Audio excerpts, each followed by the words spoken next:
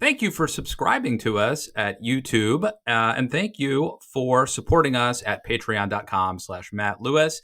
Excited to welcome back today's guest, Michael Malice. He's a best-selling celebrity ghostwriter, host of You're Welcome, the author of Dear Reader, The New Right, and his newest book, just out, an audiobook, The Anarchist Handbook. Michael Malice, welcome back to the news. Thanks, hippie. Good to see you, man. Good to You got see a you. high and tight there. You joining the Marines? No, I don't think so. But I noticed behind you, you have Bob Novak's autobiography, which is great. And also above him is David Petrus's book, 1960. Yes. He's working on a book right now about the 1936 election, which I just read in Galleys, which is really excellent. David, so good choices there. Thank you. David Petrusha, I think that's how you say it. I've known him for years, and he never corrects me, but he is underrated, man. He's a great historian. Oh, a master. And he read one of the chapters for the audiobook, for the Anarchist audiobook. Oh, yeah. What a mensch. Just a great guy. So, I don't know. I always wonder if people notice the books I have behind me. I should put some, I should troll the libs. And put the Turner Diaries in there, see who picks up on it. And see if anyone notices. So I heard you on Glenn Beck recently, right? And he had a painting of Joe Louis or something that was controversial. And right. So maybe this would be a similar thing. Yeah. Okay, well, let's talk a little bit about the book. When people hear the word anarchist, I think for most Americans, it seems obviously radical would be the word, but how do you define anarchism? Well, it is radical. I mean, there's no question that anarchism is a radical philosophy. There's no two ways about it. Anarchism to me simply can be boiled down to you do not speak for me, and everything else is application. Now, the black flag of anarchism comes in many colors, and historically, there have been anarcho-communists who were the original anarchists, people like Mikhail Bakunin and Emma Goldman, so on and so forth. But there's become very many variants over the years of what anarchism means in practice, because at its base, though it's a rejection of authority or a rejection of hierarchy in some cases, what would replace it is, open to great debate and discussion. Right. And there's like anarcho-capitalism with people like Murray Rothbard and Tom Woods. Sure. And they're obviously people who come from the right or more of a conservative tradition, and they just went from small government to no government. Yeah, I don't know did Rothbard, I don't wonder if Rothbard ever was a minarchist. I think he may have been. No, he must have been, because he was a big pupil of Ludwig von Mises, and Mises was a minarchist. So you would know more than me, but talk about this audiobook, which I think is a super cool thing that you've done, which is a little bit original or unique, is you did not record all the voices. You're on it partially, but you had a lot of other people, including the aforementioned David Petrusha. Yeah, so the Anarchist Handbook is a collection of essays by various people who, the big names in anarchism. So doing the audiobook, I'm like, wait a minute, why would I read every chapter when we have quite literally, over 20 different voices? So I hit the Rolodex, and, I got as many big names as I could. Some of the ones that I was really proud of, Yeonmi Park, she's a North Korean refugee. She read the essay on, anarchist communism. This is someone who's lived through communism, obviously a very different kind of communism than the version of the book. Buck Sexton did one. Ethan Suplee, who's a prominent actor, did Max Stirner. Max Stirner was kind of a forerunner to Nietzsche. And it's really a tough read because it's in original German, a lot of wordplay, and Ethan just knocked it out of the park. Arthur Herman, who's also a superb historian, he works at the Hudson Institute. He did the first chapter. Herbert Spencer, who coined the term survival of the fittest, he was one of the early social Darwinists. I got my friend Chris Williamson, who's a podcaster and a male model. I thought would be perfectly appropriate with the British accent and survival of the fittest as well. And the other good idea I had, literally, yeah, was the last chapter was written by me, and I'm like, wait a minute, let's just play this all the way through. So Lex Friedman read the Michael Malice chapter in the book. That's awesome. And you had Bridget Fedesi, who's been on this podcast, Tom Woods, who's been on this podcast, the aforementioned David Petrusha. So I think it was just a great idea. And honestly, having read the audiobook to my book one time, it's also a brilliant way to not have to read an entire book because it is brutal to have to do that. When I did the audiobook for the new write, and they had me in it was probably the most difficult physical thing I've ever had to do, because they had me in a sound booth which was extremely dry, and this is how I would have to read the book. I would read like, C.S. Lewis said that, a dictatorship that's under the control of someone with their own conscience. The next thing to do, and literally after every sentence, I had to take a pause and a breath, Yeah. or some water, and to go through a whole book like that, it was excruciating. Yeah. I made the mistake. I was in a studio and I was drinking like hot tea with honey, but I ran out and I was just about to finish a chapter and I had like one paragraph left to go. And I said, "Oh, what harm could it do? I'm just going to finish the chapter." Bad mistake. You people have no idea. We do not just talk for 4 hours nonstop, right? Right. And so it's a really difficult thing. So kudos to you for coming up with a way around it. But it's also a smarter result because it's more true to the source material. Yeah. And from a listener standpoint, hearing different people read, it's kind of fun to have that change. So I'm sure that a lot of the questions I'm going to have for you and the pushback are things that you've heard a million times. So bear with me because, I kind of have to do it. And, people, if I don't ask you some of these questions, people will say, "Why didn't you ask him this?" So one thing at the end of your introduction, you're talking about all of these figures, right? And so some of them are right-leaning folks who just believe in more freedom and less government. And some of them are actually, like, some might say terrorists, right? Anarchists. Oh, absolutely. 100%. And you write, they disagreed on much, but they all shared one vision: freedom. Yeah. My question for you is, by including, so I have this theory that every profile you read is inherently glamorizing. That by including people who were, who did horrible, evil things, who were anarchists in this collection, that you might be glamorizing them. What do you say to that? I think that's true. I will argue with my friends about people who wear like Che Guevara shirts.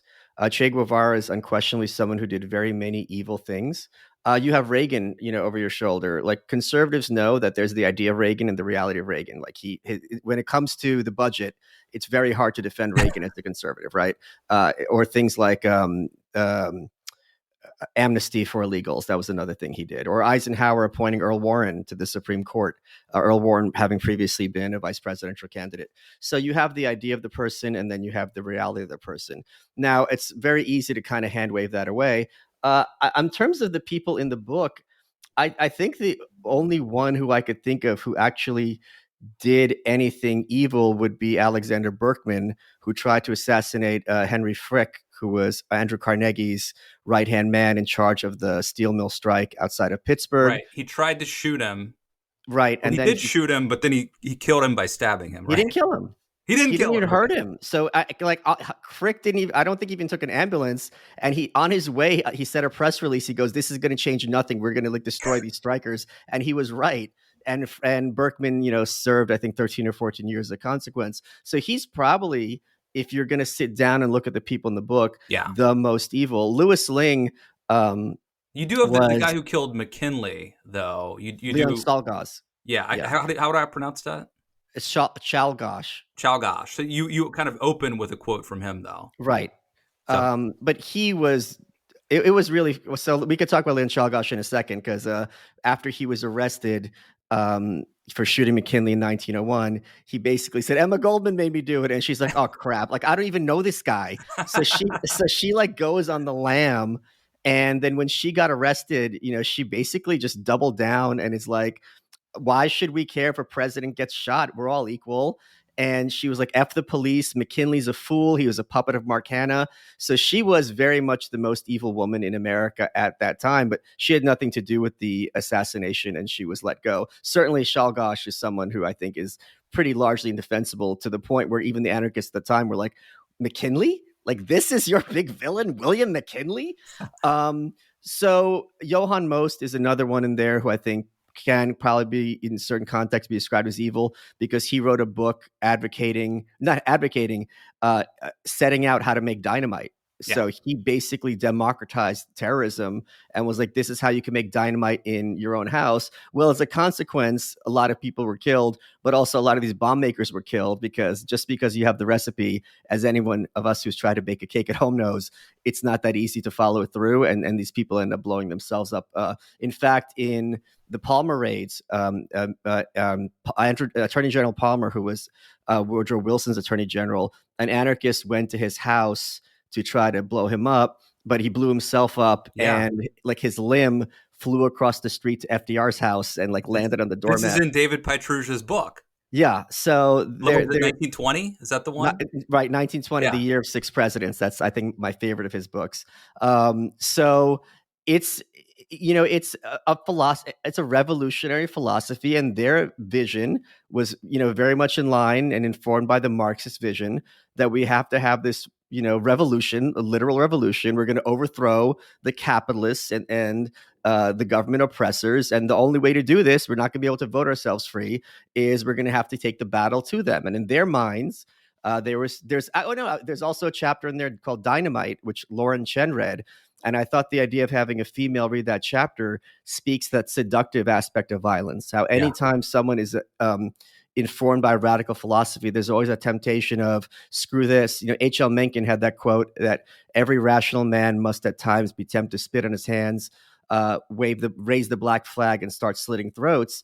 And that is something people who have any kind of radical ideology have to grapple with. Like, I mean, when you're saying everyone is wrong, it's very tempted to be like, I'm not going to be able to convince everyone in my lifetime. Am I going to go to that point? So it's something that has to be acknowledged and accepted in the context of certainly anarchist thought, and I think any radical ideology. But you consider yourself an anarchist. Sure. And so, in a sense, and you don't qualify it by saying like anarcho-capitalist. You just go by anarchist. In a sense, like you are associating with these violent radicals. Yeah, like George Washington. Wait, you put him in the same category? No, but he was a violent radical. Like, he, took up arms against the king. And who was it? Patrick Henry, who said, if this be treason, make the most of it, on the floor of the Virginia House of Delegates. So we like, we're a very wealthy country. Obviously, we're very well off. We tend to have this Disney idea of history, but political violence historically has been used quite frequently. And unfortunately, or fortunately, however you want to look at it, we like to pretend that it never has good consequences. But the Civil War, one result of that was, there was room to abolish slavery. That happened. They were never going to get there through democracy. They would never have the numbers. Or maybe they would. I think they would have gotten there eventually, but I'm sorry. But maybe like in 40 years. But the point is, what good does that do me if I'm a slave and I'm 60 years old today? Right. Not that the slaves were treated particularly well, after Civil War. There was just kind of like 5 years. They're like, yes, you guys worry about it now. We just got to get the vote. So, but again, I think there's very little in this book that is about calls to violence, and it's more about the illegitimacy of the state, which is regarded, as Washington said, as organized force. Yeah. So I guess let's go to Washington, right? So, like, do you think that, would you draw, I actually think that there probably certainly were parts of the American Revolution that were radical, and could be classified as terrorist, right? Some of the stuff that like the Sons of Liberty might have done. For sure. I wouldn't put George Washington in that category.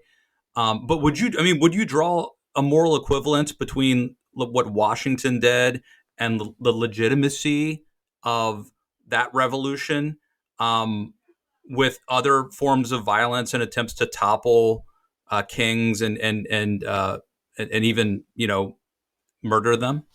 It would. I think everyone would agree it would depend on the king. If you have a king who's like the czar, who's just really engaging in pogroms and absolute autocracy, that would be a very easy case to make that off with his head. If you have a King George, like if they tried to assassinate King George, that would be a hard sell for me. because King George, despite what's in the Declaration of Independence, was hardly this kind of monster. But Washington, as you know, had 3 warrants out for his arrest, and to take up arms against your government in any situation is always regarded as a radical situation. But I'm not at all going to equate George Washington with the early anarchists and say that they're morally equivalent. There's a very big difference between the two. So the founders obviously wanted to create a nation state or a collection of states. It was started with the Articles of Confederation, right? Was not strong enough, and so they ended up with the Constitution. Do you think they were wrong in doing that? Well, the Articles of Confederation worked the way the Constitution is supposed to.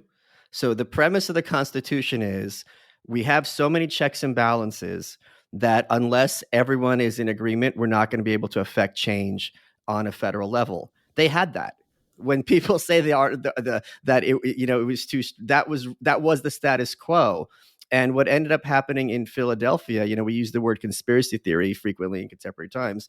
You had a bunch of elites who gathered, swore themselves to secrecy, who had no authority to overthrow the existing federal government. As soon as they come in, they lock the door. They go, "We're just throwing this in the trash," right? They're like, "Oh, yeah, don't tell anyone." And then in order to ensure that the Constitution was passed, they bypassed state legislatures, which were democratically elected at the time and can be said with some credulity, represent the people. And they had these kind of, alternative mechanisms for picking the electors in terms of ratification. So it's a demonstration of the anarchist critique of democracy, that it's really, democracy is a bit of a hoax, in that the people in power are going to use machinations in order to force the outcome that they wanted previously. And even if they don't get that outcome, they're really not going to care. And we've seen a couple of examples of this with Obamacare, for example. The polls were all violently against it.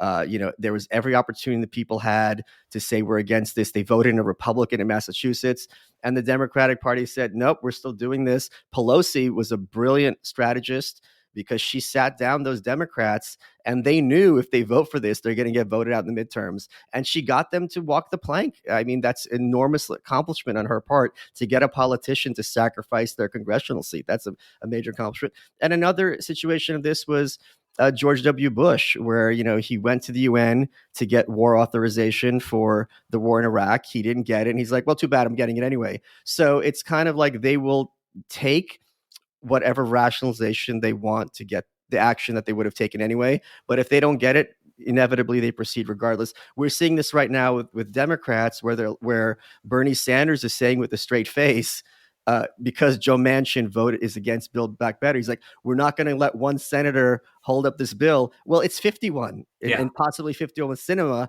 but he's acting as if it's 99-1. It's a fallacy on its face.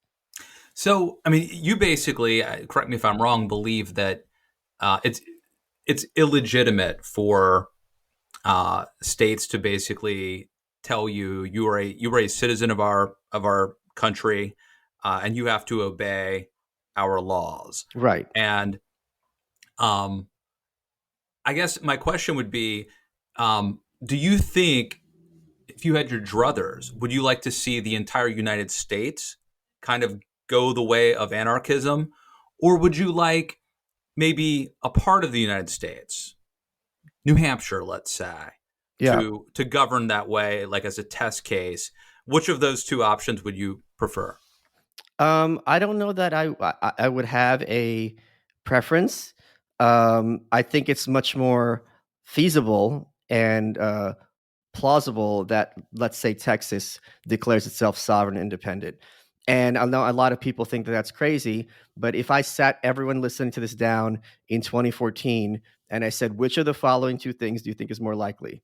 Texas is going to secede from the states, and it'll be allowed to secede and declare itself a sovereign country, or Donald Trump is going to be our next president. 100% of people would be like, okay, like Texas isn't likely, but let's live in reality that there's a path for that. So I think there is an increasing understanding I was the first one to kind of bring the concept of national divorce into the mainstream conversation. I think there's an increasing understanding across the political spectrum that not only is there less and less room for conversations on different issues, but there's also less and less interest. We talk a lot about political polarization. There've been poll after poll, not a poll, just data looking at how you're getting these two bell curves that are self-segregating to left and right, and people can blame the Republican Party has been radicalized, or the conservatives will tell you the Democrats have gone off the deep end. Regardless, the point is the nation is self-segregating ideologically and culturally.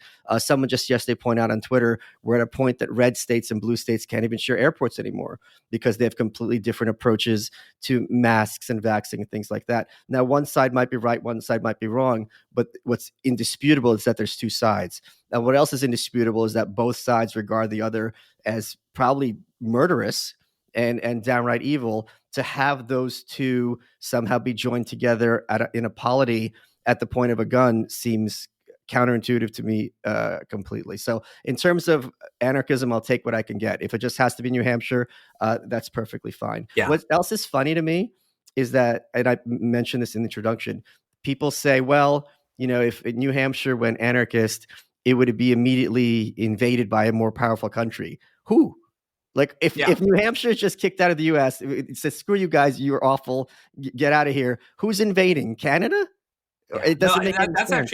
That's actually my point, and I agree with you, because I think that if we were to go this route, I would like to test it on a state, because then Sure. we would still have the United States and the nuclear umbrella as a protector, because I do fear that, like China, for example, I know this is something this is not a new pushback for you, but China or Russia, other countries like that I think are very organized and aggressive and provocative, might try to exploit it.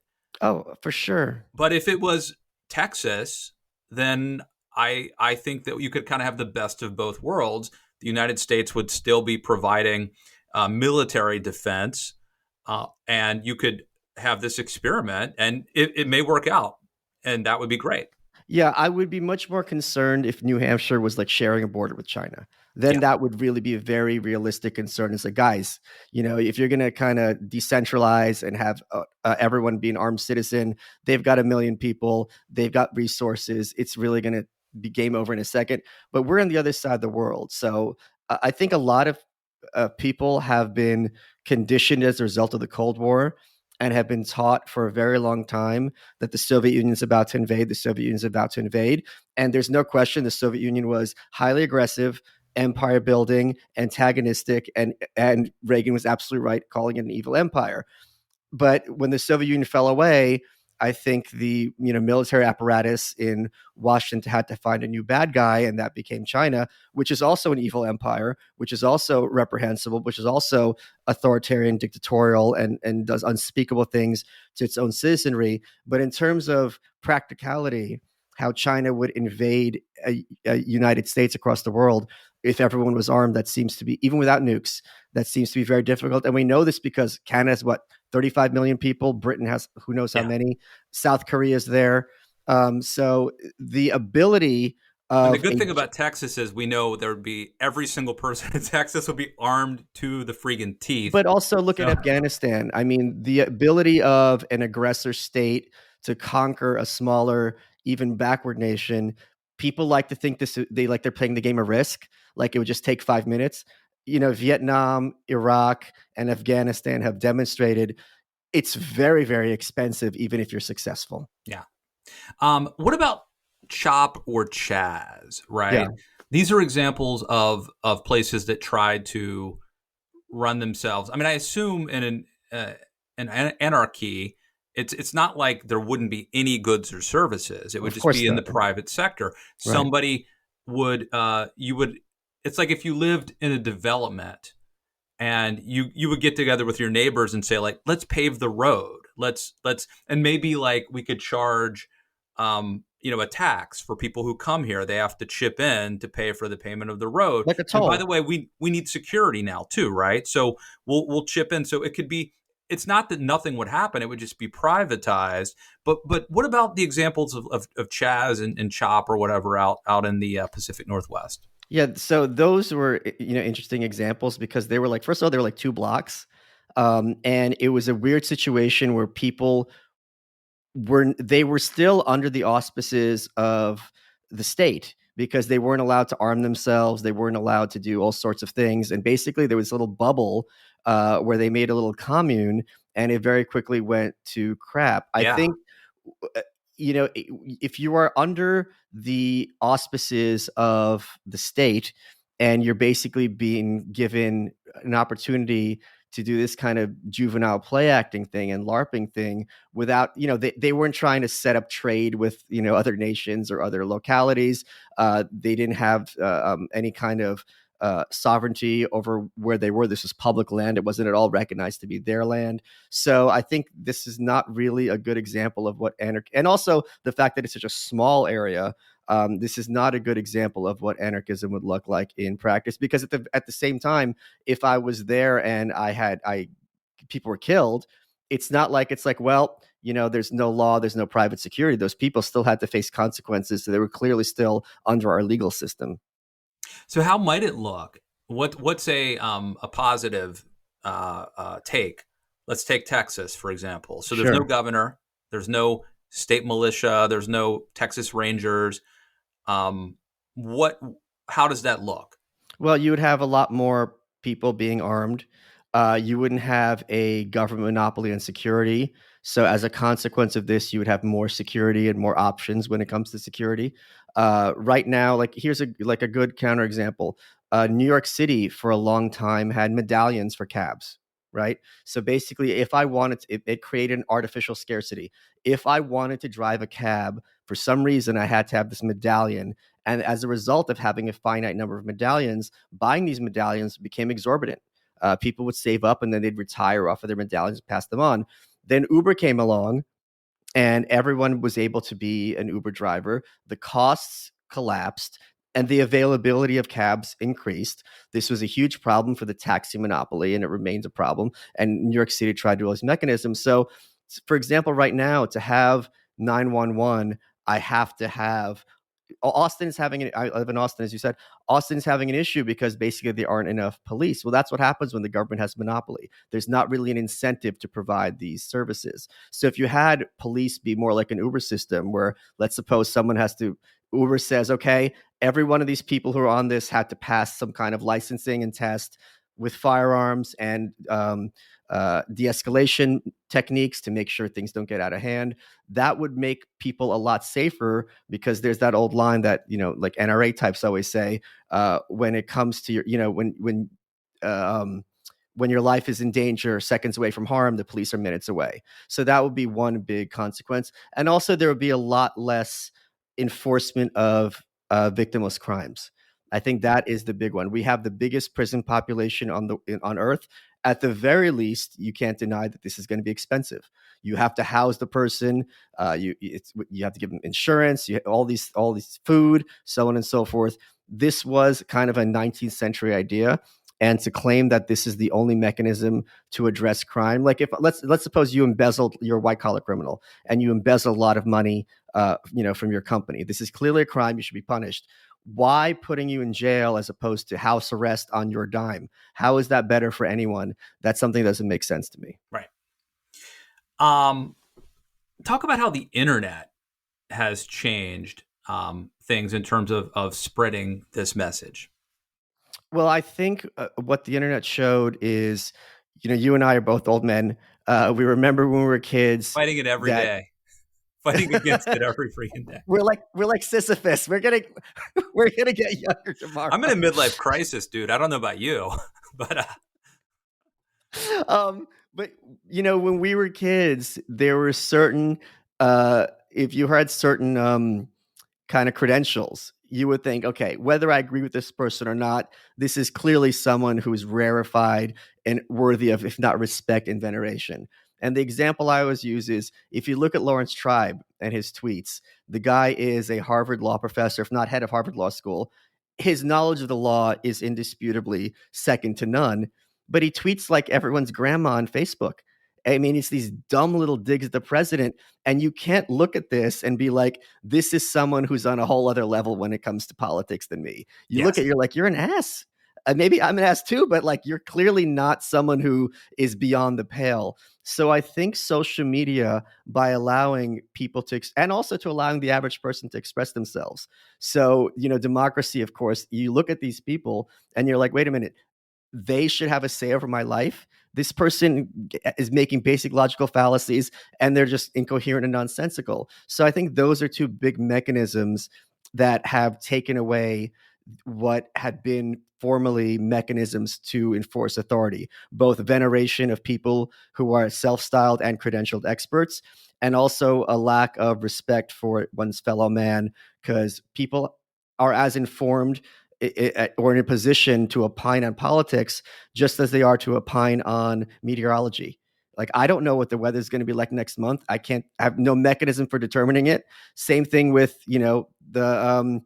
the payroll tax. Like, what? This is something that's a technical question that shouldn't be up to everyone's input. But then it's like, okay, it's not going to be the average person. They're voting for someone. Well, what I always say is those who need leaders are not qualified to choose them. The mechanisms politicians use of both parties is not at all to sit down and explain the issues. It's sound bites, it's appeals to emotion, it's otherizing people. These are all, if people have an idea of how representative democracy should work, it's not at all how it works in practice ever. And it's been that way, having a historical background since the founding fathers, when Jefferson and Hamilton were slashing each other in the press and just making the most vile accusations, including that Aaron Burr was having an affair with his daughter. Do you think that we could do this experiment, peacefully by virtue of the democratic process, transition into this, or would it inherently have to be violent? I think that those who are in power are very loath to let go of that power. I don't think it has to be violent, but one of the points, you see this on social media when the concept of national divorce comes up is like, there's no way this isn't going to be a civil war. And then you have to ask the people, well, if I try to leave, who's doing the shooting? Like, if you're threatening me that if you try to leave, I'm going to kill you and burn down your house, that's not an argument for me to stay in a country with you. That is an argument for me to get the hell away from you as fast as possible, because you're not someone who wants to live with me in a kind of any relationship that I regard as reasonable. But So that's basically what happened in the Civil War. Well, yeah, exactly. They were like, okay, we're out of here, and Lincoln was like, all right, after the fire, he said no, and after the firing on Fort Sumter, there was a lot of mechanism for the North to kind of raise the army, but even then, it wasn't that easy. They had to put martial law in Maryland because Maryland was about to secede as well, which would have left D.C. completely screwed. And they had drafts, and there was huge rioting in New York for several days, and it's the kind of thing that is swept on the rug because, as I said earlier, we have this Disney idea of history: South bad, North good. But if people sit down with a straight face and you ask them, do you really think the North in the 1860 weren't racist and regarded Black people as equals? Like, it's an absurdity on its face. So what's your goal with the book? What do you hope that it would accomplish, other than sell millions of copies? Well, no, my goal was simply that, as you said earlier, this is a term, anarchism, that's bandied about a lot, and people don't really have an appreciation for it. And what I want to do to put together is, this is an ideology that has had a rich history. It's been marginalized, maybe fairly, maybe unfairly, but there have been a lot of people who have regarded the concept of government as illegitimate, and this is an opportunity for them to speak for themselves. And some of these, William Godwin is the first essay, I think, from 1791. He was Mary Shelley, who wrote Frankenstein. He was, I think, her father-in-law or something like that. So, and Herbert Spencer, as I mentioned earlier, who was like the most prominent intellectual in the 19th century. This has been going on for a long time, where people are saying, hey, what they're trying to do isn't just wrong. It's all in that I don't agree with it. The fact that they're even trying is inherently illegitimate. And I would say, even if people don't agree with anarchism, this is going to increase your knowledge of history. You're Right. going to be reading. You're going to be listening to people reading these essays that were written by important people throughout history making this case. And so I think that from putting aside the activist or attempt to persuade, it's just historically it would be valuable to people to have this. Yeah, and there's a great essay by John Hasnas, who teaches out of Georgetown, called The Myth of Objective Law. And conservatives often complain about judicial activism. And his whole point is you can't not have judges bringing their philosophy into their decisions. And he uses examples that are used in law school. And here's one he uses. There's some old lady, and she signs up for like samba lessons, and the guy charges her like some ridiculous amount of money, let's say $2,000, right? And this becomes a lawsuit. Now, there's two approaches. One is a contract's a contract. It's not the job of the legal system to overturn contracts just because you know that you don't like how it came out. That's one very reasonable approach. The other reasonable approach is this is absurd in its face. No, I mean, she wasn't senile or anything, but it's like, come on, you're charging her $1,000, and you're gonna use the power of the state to force her to give you this money for samba lessons. This doesn't pass the sniff test. This does not feel like justice. And a big part of living in a free society is having just consequences. Those are both extremely reasonable approaches to this. Nothing to do with Democrat, Republican, liberal, or conservative. And his point is this idea that judges are robots, and then when cases come before them, they're going to all come to the same conclusion. It's not possible. And that speaks to the anarchist view that law and government being a monopoly on outcomes is not as pure, even in theory, as people would like. I definitely think that's true. However, what bothers me is the attempt to undermine, like, say, for example, the concept of the rule of law. Yeah. By pointing out where we fail. And it would be like saying, because a lot of people cheat, the institution of marriage is a joke. You know what I mean? And that bothers me a little bit, because I do believe that the rule of law is an important institution, and it's something that's aspirational. But of course, we don't always achieve it. But I don't think that, but by poking holes in it, I don't think that undermines the aspiration. No, I mean, the aspiration at the very base is something even anarchists would agree with, which is if you and I have a dispute, Matt, there should be a venue where we peacefully could be like, you know what, we have an honest agreement. Like, I ordered something from you on eBay, it never got to my house. You have proof you mailed it. Well, I never got it. What's gonna, who's gonna bite the bullet here? The post office, never got it. Who knows? And there has to be a place where we can have this dispute and peaceably move on without escalating to violence or force. But the anarchist perspective is there's no reason that it has to be done through government, and let alone a government monopoly. And everyone appreciates that access to the legal system is even more expensive than access to surgery. The cost of buying a lawyer is exorbitant. And, equality in the law, rich people are always going to have access to better lawyers, and those lawyers are always going to have better relationships with judges and know how to work a jury better. And there's no way around this. Excellent. Well, before I let you go, so I mentioned I heard you on Glenn Beck. Yeah. And you were being critical of Donald Trump, I think in a very interesting way. So one of the things that you were saying was that Trump, promised to drain the swamp. Right. And he ended up bringing in people like Reince Priebus. And you mentioned he's starting this new social media platform, and he hired Devin Nunes, who probably will sue us for mentioning his name. I don't know. But Devin Nunes, who's like... Is he litigious? Well, apparently he sued some other people. Oh, did he? I didn't know that. Okay. I think so. But his background, right, is like a dairy farmer and a politician. And by the way, I think he was like best friends with John Boehner. So it's not like he was outsider. And I wanted to, follow up and see what was the response that you got after you made this argument. Yeah, my biggest point was telling conservatives, and also regarding January 6th, which was for Trump, loyalty has very much been a one-way street. Bill Clinton on his way out pardoned literal terrorists. Andrew Cuomo on his way out pardoned literal terrorists. Trump pardoned a few people. He didn't pardon Assange. He didn't pardon Snowden. He didn't pardon Ross Ulbricht. And he sat in his hands about the January 6th people who were his guys. Like, these were the real ride or die Trump supporters. And he basically shrugged his shoulders. He said plausibly I'm an outsider. When I'm elected president, I know the best, and I know the real killers, right? Remember this during the debates. And it made sense that someone who has no political experience is going to bring in a team of people no one's heard of or has not heard of in a political context and want Washington differently. And then the head of Exxon, as Secretary of State, why is he hiring John? Why is he hiring who's the one with the mustache? I'm already blanking his name. Bolton. Yeah, John Bolton. Like, so he hires people, Steve Bannon.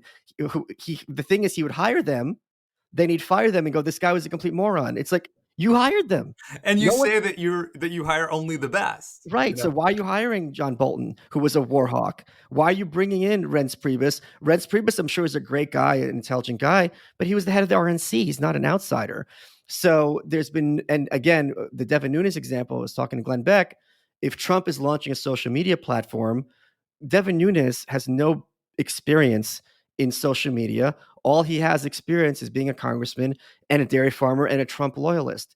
Now, if you're hiring people just based on loyalty, that makes sense, but that loyalty hasn't been returned. Now, I think for conservatives for 4 years, they've had to deal with Trump being called literally Hitler, worst president ever, so on and so forth. And they understandably got a bit defensive. But then you point out to conservatives, it goes, he brought you Fauci. You don't like him. He brought you, who's that Sasquatch that he fired from the FBI? I'm blanking on his name also. Yeah, Comey. Well, I think he inherited Comey. Well, he inherited him, but he was talking about what a great guy he is. And then all of a sudden, he's the worst person ever. Jeff Sessions, who was the most anti-immigration senator, anti-immigration was a big part of the Trump victory. He allowed him to recuse himself, and then he wouldn't let Sessions even go back to the Senate. And he had him primaried for someone who lost a Senate seat in Alabama. Like, what kind of 3D chess is that? So I think now that it's been, and most importantly, the biggest lie that Trump told was that he was going to beat Joe Biden. Now, you can say that they were stolen and there were all these machinations. The point is, Joe Biden's in the White House, and Joe Biden was not a particularly strong candidate, and Trump is not. So did Sessions lose to Roy Moore? Or did he lose to the football coach, the Republican football coach? I don't remember who it was. But the point is, he did not get his. He certainly threw Sessions under the bus after Sessions was the first guy who endorsed him in 2016. Right. So yeah. And again, Bannon's another one where he spat in his face. Sloppy Steve was crying, begging for his job back. All this other stuff. So it's been a very one-way street, and conservatives need to appreciate that their loyalty toward Trump, even at the extreme of the January 6th rioters, has not at all been reciprocated. And as importantly, just like we were talking about with Reagan, Trump comes in, the budget was $4 trillion. 2 years later, before COVID, it's $4.4 trillion, an increase of 10%. Yeah. Whose fault is that, Nancy Pelosi? But not only that, Trump got 2 Democrats elected after he lost. In Georgia, who ended up spending another trillion, who knows how many trillion. So yeah, I mean, so I guess it sounds to me like what you're saying is that Trumpism would be better served with a different nominee. Yeah, and if that's what people want, and their argument is any Republican is going to be treated the same way Trump was treated. I don't think, first of all, they might try. I don't think it'll stick, number one. And number two is, in terms of staffing, and this is not his fault, if Trump were back in the White House, who would want to work for him? Because my career would be ruined. My family, they're going to go after my kids, which they did with the Conways, which they're doing with Ted Cruz's kids. I'm sure you saw. Yeah. And other examples like that. Why? And then once I leave, I'm going to be called a moron by the president of the United States. Why would I put myself through this? Whereas if I was working for literally any other Republican, it'd be a lot easier for me to get staffed. It would be a lot easier for me to leave with my head held high. No one put a gun to his head and told him to hire Omarosa, and then act surprised when Omarosa publishes a book calling him a racist. This was her entire career in The Apprentice, was stabbing people in the back. And why are you bringing people from The Apprentice into the White House anyway? I couldn't agree more. And I think even if you really believe in, a lot of what Trump was trying to do or wanted to do as a vessel, he has a ton of baggage. But what kind of pushback? So you said this on Glenn Beck. Was there, like, did you get pushback, or people may just people may, I think at some point people realized that it wouldn't do them any good to criticize me because it wasn't going to change me, and I'm guessing you're in that category too. No, I think boomer cons are really kind of dim. So a lot of times they'll just react viscerally. And there were a few who's like, Trump's definitely going to win. It's going to be easy. And the point I made is, regardless of what you think of the guy, let's suppose I'm running for president in 2024. I'm not on social media. It is regarded as now culturally acceptable for Facebook or radio station or TV stations to not take my ads because they can say taking my ads is going to promote violence. No one's going to give me money because then their lives are going to be ruined because it's public. And it's like, why are you donating money to this guy? What's my path? To say that it's going to be easy for me to overcome these obstacles, even if I'm Jesus, is not true. They have successfully. Now, people hear this and say, oh, it's not his fault, regardless of what you think of him. But these are huge obstacles in his path. If he couldn't beat Biden with the power of the White House behind him, is it going to be easier with the same quote unquote conspiracy against him and the power of the White House behind him? So I think if you had another candidate, they would have much more access to media outlets in terms of Facebook had a rule that you couldn't even have Trump's voice. There was, I think it was Laura Trump was interviewing him or someone. They wouldn't allow the interview to be aired in any context. So you might say, oh, this is unfair. It's unreasonable. That's true, but it's still the case. All right. Well, let's see the haters come at us. Everybody go get the audiobook, which is out now. It's brand new. It's anarchistaudiobook.com. Anarchist audiobook.com. And how can they follow you on Twitter and read everything else you write? Oh, I Michael Malice on Twitter. I apologize in advance for my garbage dump of a Twitter site. Well, it's gotten you over 300,000 Twitter followers. I think the last time I had you on, you might have had like 100,000 or something, right? So it's Americans are lonely and depraved. That's the bumper sticker. Yeah. All right. Great talking with you. Get the book, The Anarchist Handbook. Michael Malice, thank you for coming back on the news. Always a pleasure, Matt.